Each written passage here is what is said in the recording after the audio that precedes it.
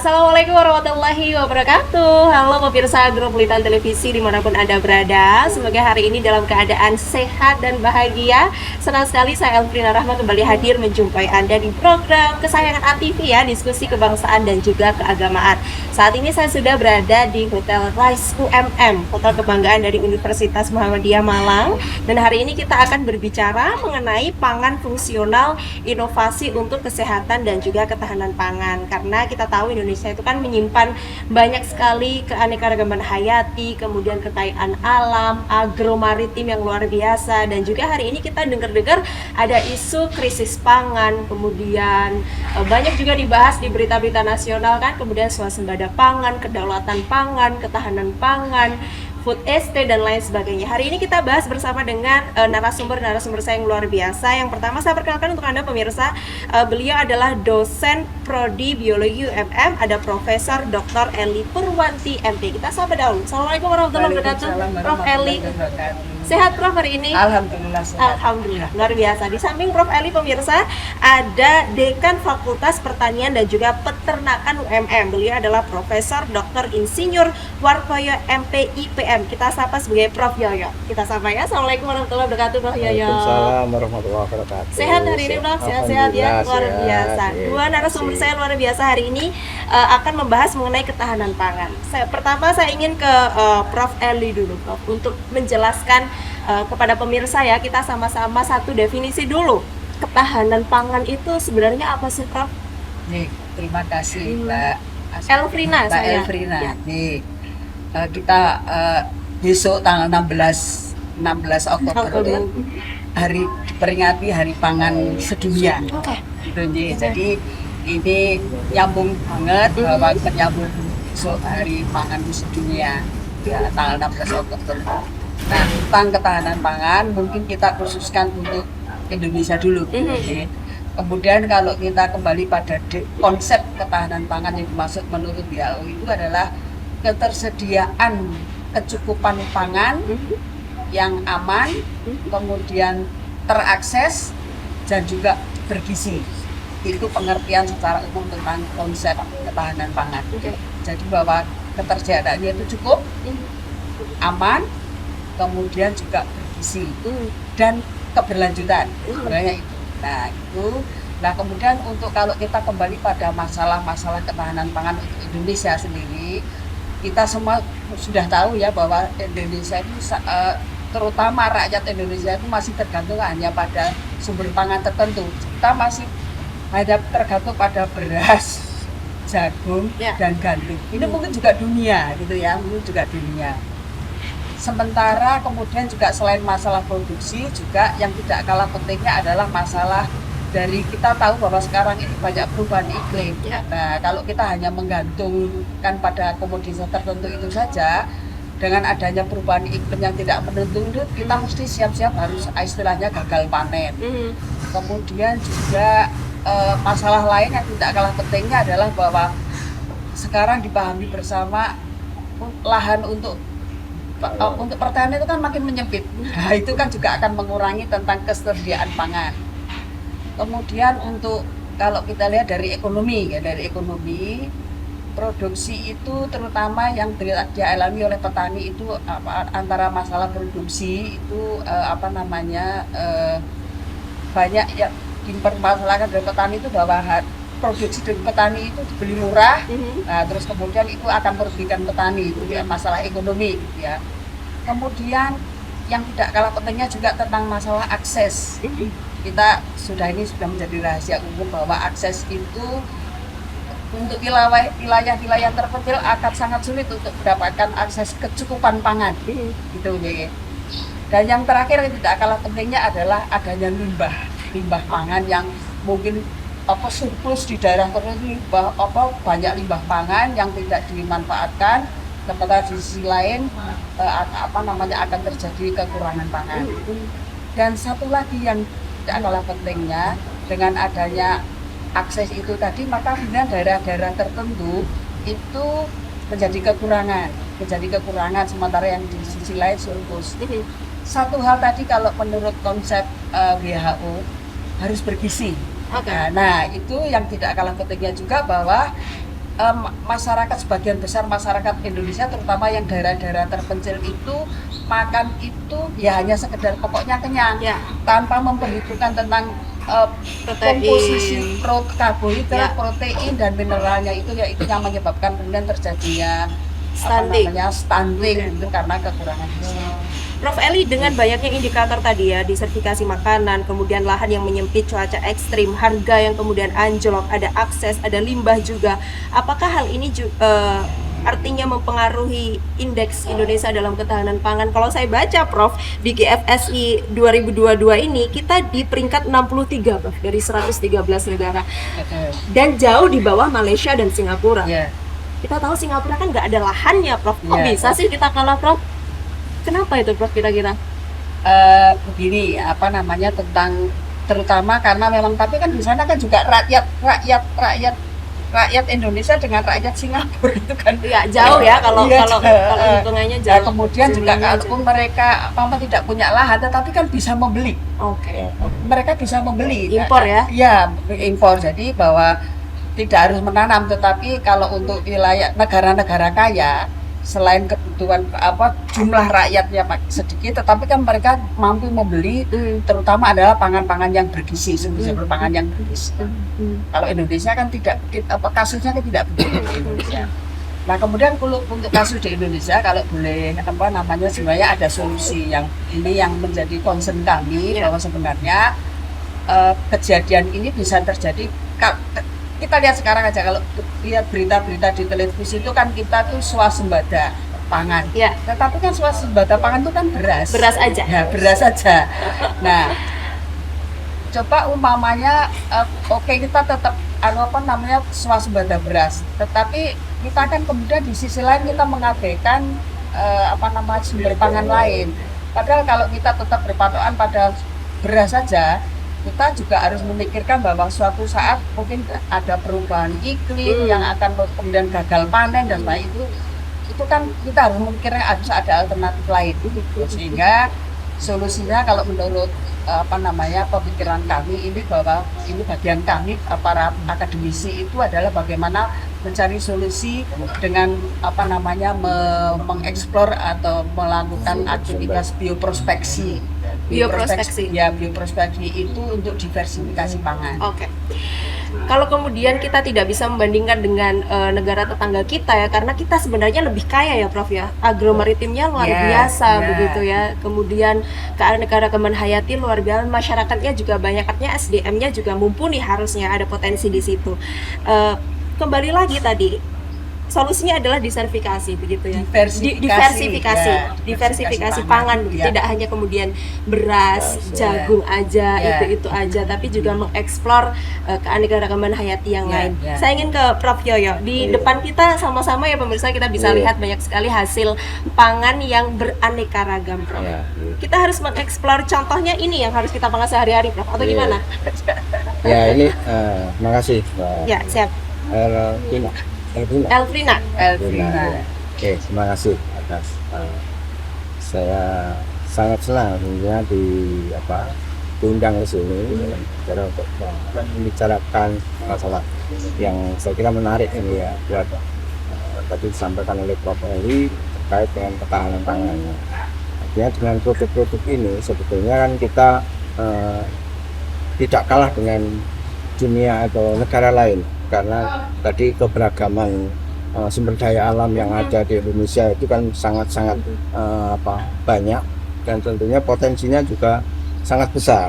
Cuma selama ini kan belum banyak dieksplor, baik itu tanaman atau mungkin tadi yang lautan justru yang mendominasi mendominasi daerah kita. Itu wilayah kita kan sebagian besar lautan, yaitu sumber daya alam terutama ikannya tentunya ya, itu kan juga belum banyak dieksplor. Artinya kemanfaatan untuk bangsa ini kan juga belum ada, artinya belum terlihat.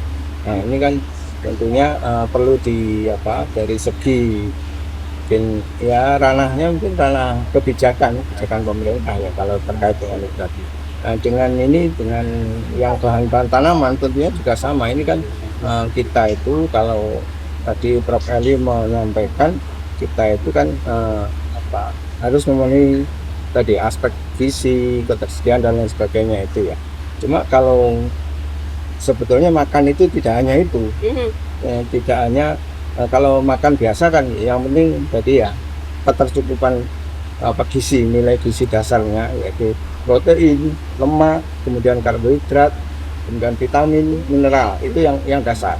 Tapi sebetulnya potensi-potensi yang ada di kita itu ada bahan bioaktifnya dari sumber-sumber itu yang itu justru bisa menyehatkan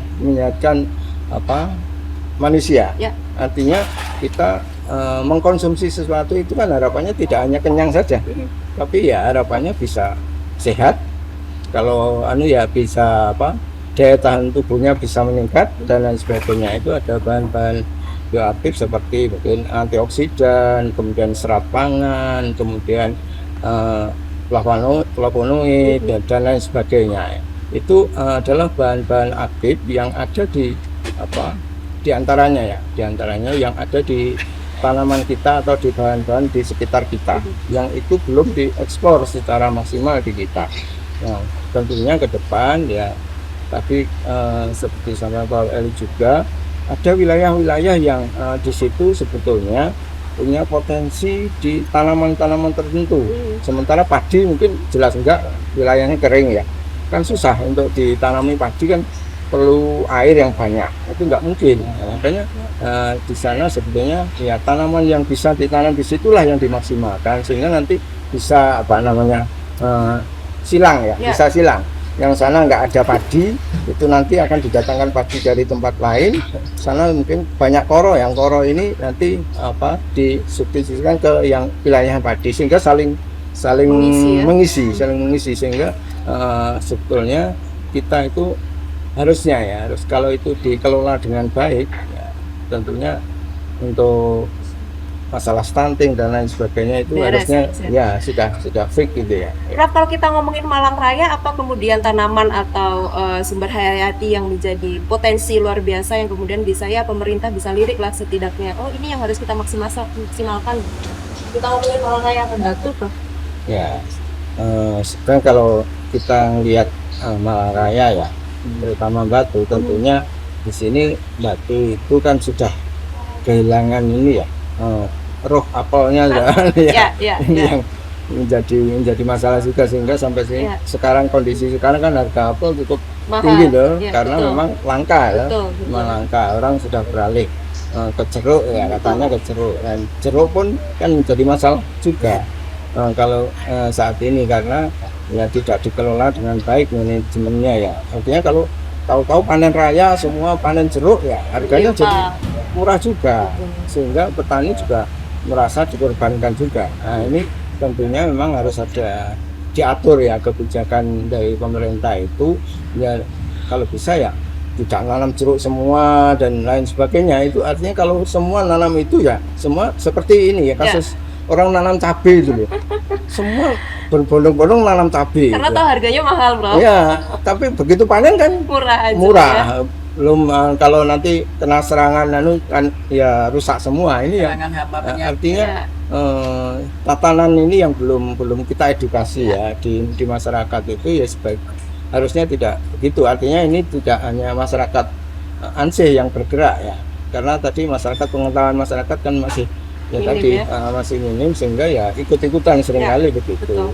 Sehingga harusnya ya peran dari pemerintah itu yang pemerintah setempat ya. Bagaimana ini mengkondisikan supaya ya semua nanti saling mengisi tadi. Nah, kalau ini potensi A ya tanamlah A, ini potensi B tanamlah B. Jangan semua cabai udah lahannya kondisinya beda, tentunya hasilnya kan juga beda. Ada monitoring dan juga peran pemerintah ya kepada petani, kepada masyarakat, bagaimana yang tepat jenis tanaman apa yang kemudian harus ditanam dan kapan waktu yang tepat. Bagaimana cara menanggulangi hama dan juga penyakit, serta harga pangan yang manusiawi ya Prof ya kepada para petani sehingga nggak kasihan gitu, para petaninya nggak ngeluh. Kita akan bahas usai jeda pemirsa ya, tetaplah di sini, diskusi kebangsaan dan juga keagamaan akan segera kembali.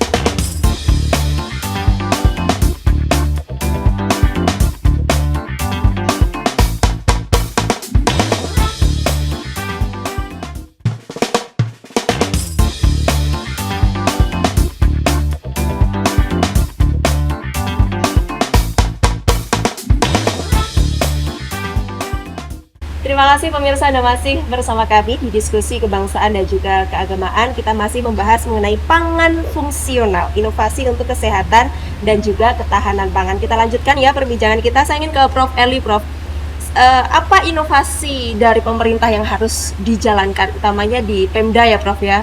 Monitoring tadi kepada para petani, harga yang stabil Prof. Ini sulit sekali dan menjadi keluhan dari para petani. Inovasi dari pemerintah, kalau dari Prof. Eli ada masukan Prof? Ya, terima kasih. Apa yang harus dilakukan oleh Pemda, monitoring dari Pemda. Mestinya bahwa kita kembali pada definisi bahwa supaya tetap ada ketahanan pangan atau ketercukupan pangan yang aman, kemudian berkelanjutan, mestinya bahwa pemerintah pusat maupun daerah harus tetap mengawal ketersediaan itu dengan cara selalu melakukan monitoring. Ya. Nah, untuk monitoring itu yang pertama mestinya selalu harus ada edukasi.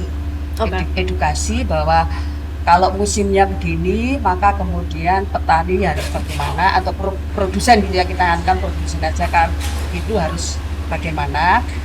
Kita melihat kondisi lah. Kemudian juga yang jelas bahwa pemerintah juga harus mendukung baik sarana prasarana untuk produsen. Itu yang harus dilakukan.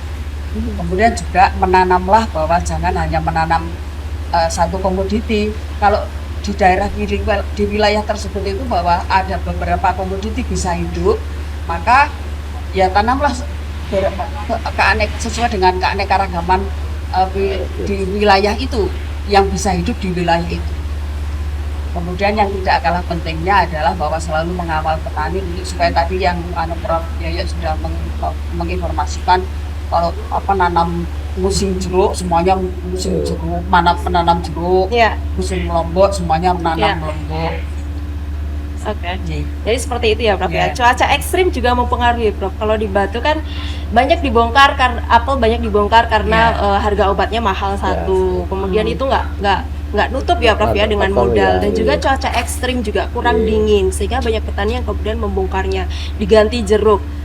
Semua nanam jeruk, akhirnya jeruknya murah, bingung lagi, itu kan butuh modal ya Prof ya. Nah, hal tersebut, tantangan itu yang kemudian membuat kami para anak muda begitu agak gamang ini Prof. Waduh, kalau tani kayaknya sulit banget, udah jadi karyawan aja gitu Prof ya. Apakah kemudian jenengan juga melihat fenomena itu? Fenomena itu ya itu yang terjadi di generasi milenial ya. Artinya sudah enggan untuk ke sana. Tapi kan ke depan tentunya kan kita sebetulnya bertani itu tidak harus bersentuhan dengan tanah langsung ya. Mungkin saat ini atau dulu petani itu kan konotasinya kotor gitu ya. Nah, bisa saja sekarang petani-petani itu yang main di greenhouse macam itu ya, itu kan sudah bersih ya, sudah bersih, artinya tidak bau dan lain sebagainya. Apalagi menggunakan IoT ya, artinya semua sudah otomatis gitu ya. Itu menyederhanakan pekerjaan. Selain itu juga itu kayaknya sudah wilayahnya generasi milenial, artinya suka yang begitu-begitu gitu ya.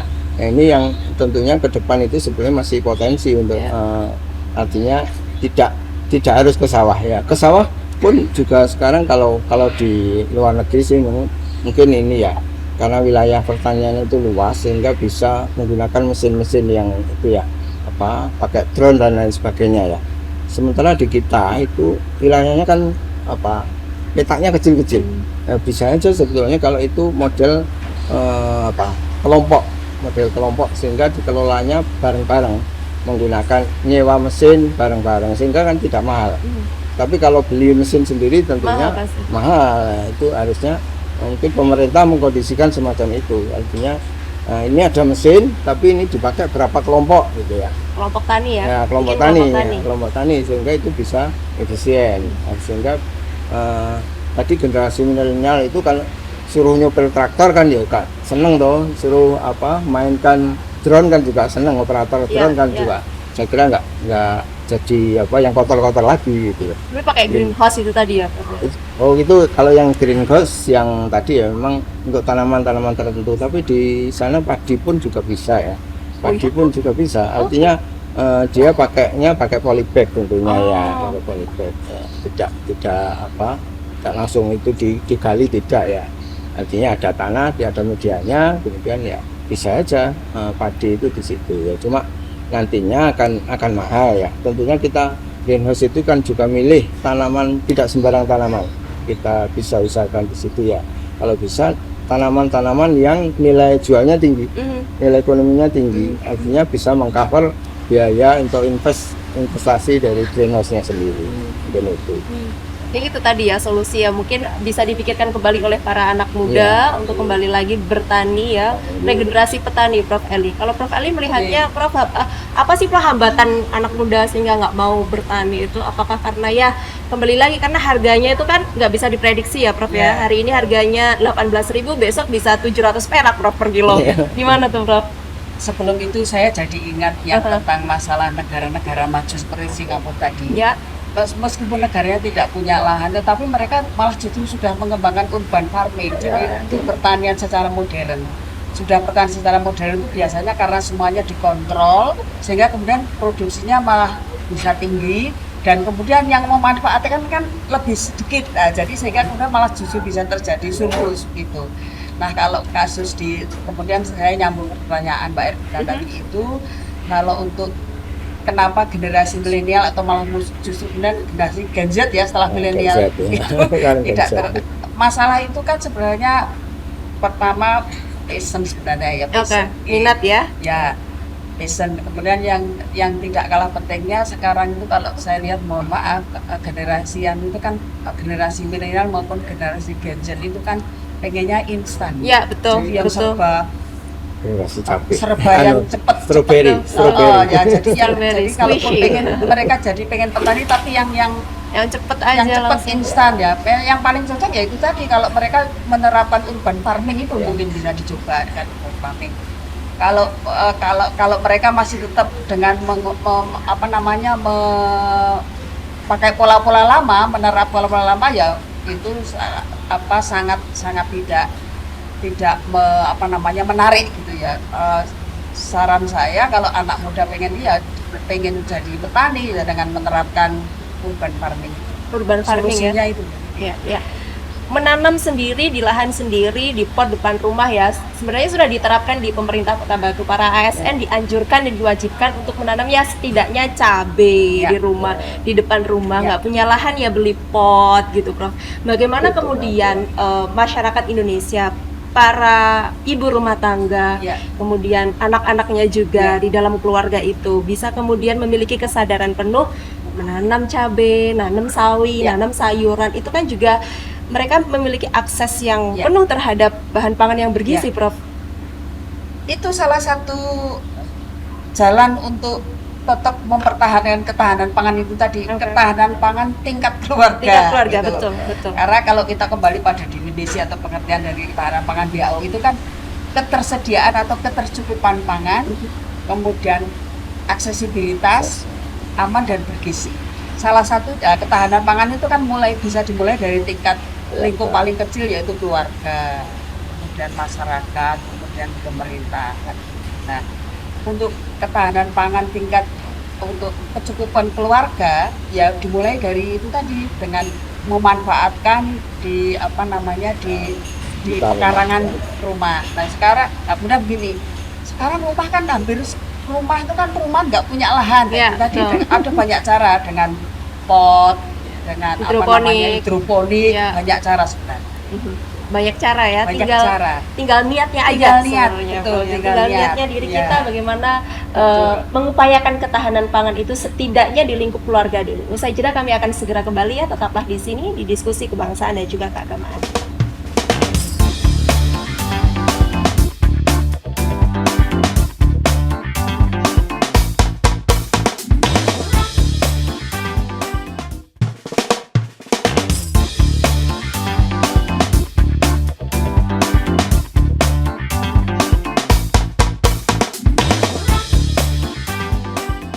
Terima kasih pemirsa, Anda masih bersama kami di diskusi kebangsaan dan juga keagamaan. Kita sudah pada segmen terakhir hari ini, ada pangan fungsional.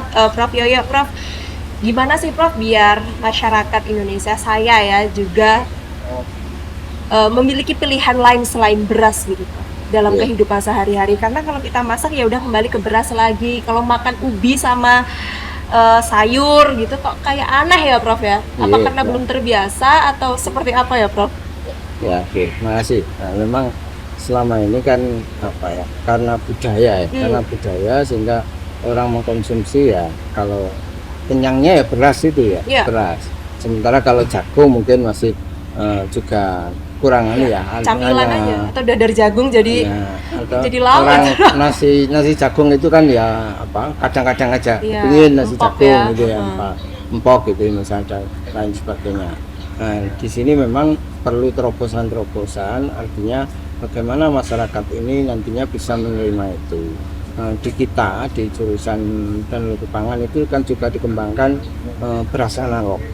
Beras analog ini bahannya ya dari tepung-tepung umbi-umbian atau yang digabung dengan kacang-kacangan juga ini. Oke. Nah, ini Gembili itu ya. itu salah satunya. Artinya ini kita memanfaatkan dari tanaman-tanaman yang ini sebenarnya kan tanaman apa selai ya. Artinya tidak dibudidayakan secara khusus pun bisa tumbuh di mungkin di apa namanya kalau di parit bukan di parit ya. Galengan itu apa namanya? Kalangan. Ya, galengan itu kan bisa ditanami gini yang di sela-selanya ini. Artinya tidak dibudidayakan secara khusus. Tapi itu kan bisa dimanfaatkan. Dan ini justru memberikan tadi dia ada bahan atau komponen bioaktifnya sebagai pangan fungsional yang menyehatkan tadi. Yang itu tentunya kami berkomitmen sama Prof. Eli itu mengembangkan tanaman-tanaman ini yang tentunya yang saat ini itu kurang dilirik oleh masyarakat. Ya, ya. Nah, harapannya dengan tanaman-tanaman ini nanti bisa ya, ke depan harapannya dengan pangan fungsional itu bisa sebagai alternatif, artinya ya masyarakat itu jangan tergantung dengan beras saja, Ya. tapi berasnya mungkin dibatasi yang tadinya satu piring penuh untuk sekali makan ya dikurangi, tapi harapannya dengan nanti tambahan suplemen pangan fungsional itu nanti bisa apa tetap sehat atau justru lebih sehat lagi. Itu harapannya ke depan semacam itu. Kenapa kita mengembangkan bahan-bahan ini ya karena memang ini potensi di daerah-daerah terutama yang tadi yang daerah kering itu bisa dikembangkan ini. Sementara memang untuk daerah-daerah subur mereka tanaman-tanaman ini bisa ya artinya bisa tumbuh subur cuma masih belum menjadi tanaman yang utama dikembangkan oleh mereka. Ada tepung koro ya Prof ya. Ada, Biasanya ada kita tepung pakai koro. tepung terigu. Tepung terigu itu kan Ya. bukan asli Indonesia ya Prof ya. iya.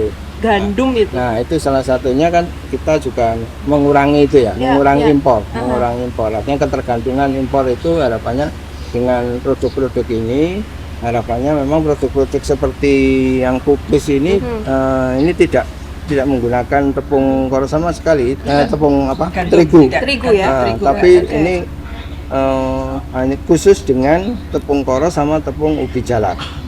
Jadi dua bahan utamanya itu.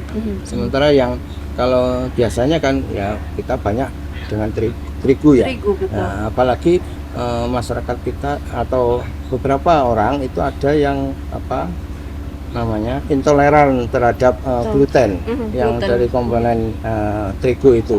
Nah ini cocok, saya kira cocok untuk orang-orang yang semacam itu juga. Selain secara umum memang kita mengurangi tadi impor gandum ya. tapi tujuan lain adalah sebagai alternatif orang-orang yang nanti ada apa jadi alergi atau apa mungkin dengan terigu itu. Kalau masak tempe goreng udah pakai tepung terigu, kedelainya impor lagi Prof. Ya. Kalau Ya. koro bisa ya Prof ya? Jadi tempe bisa, ya? Tempe koro itu ya. Ini salah satu, jadi kemarin kita membuat tepung itu ada yang fermentasinya menggunakan ragi tempe sehingga akhirnya jadi tempe loh. Ada juga yang tanpa itu tapi menggunakan air kelapa. Air kelapa itu direndam itu juga nanti tentunya dari ini ada beberapa spesifikasi ya dari bahan yang dari hasil olahan yang lain. Artinya targetnya untuk olahan-olahan mungkin untuk biskuit, untuk mungkin untuk nugget, untuk yang olahan-olahan itu nanti akan mempunyai spesifik bahan yang berbeda. Prof, dari UMM ada pendampingan khusus tidak sih Prof kepada pemerintah atau mungkin masyarakat untuk lebih melirik bahan-bahan yang lain begitu? Pendampingan khusus maksudnya? Mungkin ada sosialisasi kah atau dari mungkin kepada masyarakat UMKM begitu lebih memanfaatkan ke masyarakat ya, betul. ya ke masyarakat Apakah kita ada dari sudah UMM? melakukan kita Oke. ya tentunya kerjasama dengan pemerintah ya. Kita kemarin itu sempat di Sumeneb ya. Di Sumeneb Oke. kita pemberdayaan UMKM dan apa namanya, kita kebetulan dapat program matching fund 2 kali ya. Iya. Dan industri rumah tangga kita memanfaatkan diversifikasi pangan, terutama diversifikasi pangan yang non gandum. Sebenarnya kan tujuannya bahwa keanekaragaman sumber daya lokal, kemudian mengembalikan pengetahuan lokal sebenarnya, dan juga terutama adalah diversifikasi pangan. Nah, yang kita kembangkan selama ini, kebetulan saya selalu bergandengan dengan Prof. Harkonyo ini adalah dengan namanya diversifikasi pangan non gandum, non beras, tapi sumber pangan yang menyehatkan, terutama adalah kita sudah uji komponen fungsionalnya dan juga gluten free, sehingga kemudian ada beberapa syarat untuk pangan fungsional yang kita penuhi, terutama adalah kandungan gizinya, kemudian gluten free, dan terutama adalah untuk kasus-kasus stunting. Oke. Nah, dan program pendanaan dari MF dan 2 kali ya, MF 2 kali itu 2 tahun itu kita mengembangkan untuk koro. Ini mungkin kalau zamannya Mbak Elvira belum lahir ini belum tahu apa ini koro ini. Nah, ini yang sudah mulai dilupakan. Ya. Nah, koro ini Itu sudah diapain itu Prof? Ya, ini dibuat Dimasak, tepung. Oh, Ya, dan dihancurin berarti ya? ya, dibuat tepung dengan cara difermentasi dulu. Ini beberapa jenis koro. Nah, itu kemudian hasil riset kami juga sudah menghasilkan hak merek. Nah, itu koro pedang. Kemudian ini Koro itu ternyata macam-macam juga. ya ada jenisnya. 13 ya. Kemudian kita dengan pendanaan dari MF itu kemudian kita kembangkan untuk sumber pangan fungsional yang gluten free dan jelas kandungan gizinya itu tinggi. Selain pengganti gandum juga ini bisa pengganti kedelai. Ya, tadi tadi itu ya. Nah, yang sekarang kami kembangkan dan sudah hilirisasi itu di di daerah Madura. Itu kami kembangkan untuk ini cookies koro. Kemudian juga flakes koro dan juga nugget koro. Di sana tanggapannya masyarakat seperti apa Prof? Kami sudah uji skala terbatas itu terutama pada Car Free Day. Kalau kami juga memberi pelatihan kepada petani bagaimana penanaman koro, budidaya koro, kemudian juga untuk produk ini pengolahannya, kemudian juga sudah kami sosialisasikan pada uji pasar gitu ya, uji pasar itu pada Dudi dengan mitra kami Budi, yaitu akan catani di daerah Maluku. Prof Eli, terakhir Prof, untuk Indonesia yang lebih mandiri dan juga tangguh dalam hal kemandirian pangan begitu, apa pesan dari Prof Eli kepada pemerintah Indonesia? Oke, terima kasih. Ini pesan untuk semua sebenarnya bahwa kita harus bersyukur bahwa Indonesia itu dianugerahi dengan keanekaragaman hayati yang kalau bisa dilihat sebenarnya ada kurang lebih 6.000 sumber tanaman pangan.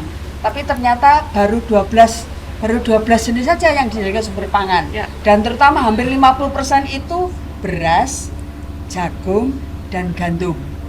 Nah, kemudian kalau dihubungkan dengan kondisi sekarang, itu kalau kita memenuhi konsep ketahanan pangan, itu kan harus tersedia cukup, aman, maka mau tidak mau kita harus eksplor diversifikasi pangan dari sumber-sumber lain. Itu sebenarnya kenapa hampir 50% pangan itu bersumber dari hanya beras, terigu, gandum, ini kan akibat dari kebijakan revolusi industri. Revolusi hijau bukan revolusi industri, revolusi hijau itu kan bahwa semuanya pola tanamnya itu diharuskan hanya menanam beras, kemudian Padi. kedelai, Monokultur padi, ya. kedelai lah itu. Sehingga kemudian banyak sumber-sumber jenis-jenis tanaman lain yang kemudian terpinggirkan istilahnya. Maka mau nggak mau sekarang kita harus semangat diversifikasi sumber pangan lain untuk mensyukuri keanekaragaman hayati Indonesia yang melimpah, yang itu semuanya merupakan sumber pangan. Mensyukuri ya, Mensyukuri. nikmat Tuhan, Nikmat keanekaragaman hayati di Indonesia yang luar biasa Indonesia kaya sangat ini. luar biasa. Prof Yoyo, pesan untuk generasi muda Indonesia, khususnya Malang Raya, untuk ya kita regenerasi petani lagi, Prof, dan kemudian melirik mungkin yang mereka tanam nggak cuma itu aja, Ya, tapi ya. juga bahan-bahan lain Ya. yang ada di sini. Silahkan monggo. Ya, terima kasih. Sebetulnya kan sumber pangan itu sangat beragam ya, sangat beragam. Untuk itu sebetulnya program ini kita beralih pada program ini kan sebetulnya ingin mengajak ya bahwa ini loh bahan-bahan ini bisa kita manfaatkan sebagai sumber pangan yang menyehatkan dan lain sebagainya. Harapannya nanti ke depan adik-adik atau generasi Z itu ya kembali pada atau membudidayakan tanaman-tanaman fungsional ini, yang tentunya harapan kita adalah Indonesia itu makannya ya makan yang sehat gitu ya, makan yang sehat, tidak makanan-makanan yang mungkin saat ini itu justru membuat sakit ya, artinya kan banyak kasus Proses food ya, Bro. ya food junk itu kan junk food ya, Junk junk food itu kan sekarang digandrungi oleh generasi Betul. milenial ini yang tentunya sumber penyakit. Banyak anak-anak muda itu yang sudah kena diabetes dan lain sebagainya ini. Nah, itu karena pola makan yang tidak benar. Nah, makanya memang perlu dilatih, disosialisasi bahwa kita makan itu ya tidak hanya itu saja, artinya yang memberikan kemanfaatan buat tubuh kita, sehingga kita dengan kita sehat tentunya akan jaya Indonesia. Dan sudah tersedia sebenarnya sudah ya. tersedia. Terima kasih banyak Prof Yoyo, Prof Eli sudah hadir di diskusi kebangsaan dan juga keagamaan. Hari ini kita bahas mengenai pangan fungsional. Ya marilah kita ya, utamanya satu generasi ini anak-anak muda untuk tidak lagi makan itu aja. Kita kembali lagi ke pangan lokal, diversifikasi, nggak cuma nasi tapi ada juga ubi, ada jagung, ada talas, banyak sekali yang bisa kita manfaatkan untuk kehidupan sehari-hari. Karena pangan sehat, anak kuat, bangsa juga sehat. Saya Elvina Rahma pamit undur diri. Kita ketemu lagi di diskusi kebangsaan dan juga keagamaan episode selanjutnya. Wassalamualaikum warahmatullahi wabarakatuh. Sampai jumpa. Waalaikumsalam warahmatullahi wabarakatuh. Matur nuwun, Prof Eli, Prof Yoyo.